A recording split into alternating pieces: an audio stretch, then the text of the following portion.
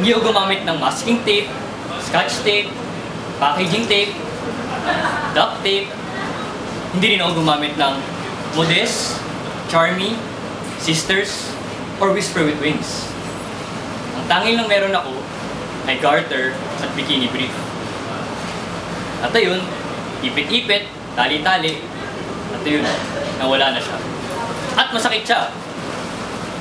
Seryosong masakit. Pero sabi nga nila, no pain, no gain. White Queen o si Miss Earth. Bakit nga ba? Kasi ang ganda-ganda niya, ang puti-puti pa niya. At ako, red, black, pula-pula lang. Pinakamalaking contribution ng Miss Eng para sa akin, kung halaga nito, yung relationship ko sa org mo. Kasi hindi naman lahat kami gustong gawin to. Hindi lahat kami gusto maging Miss Eng. Pero ginawa namin to dahil, alam mo yung love namin for the org. Yung gusto namin i-represent yung org namin. Kasi kahit sobrang daming mag-boo sa'yo, kahit sobrang daming galit sa'yo, sila lang nandyan para sa'yo.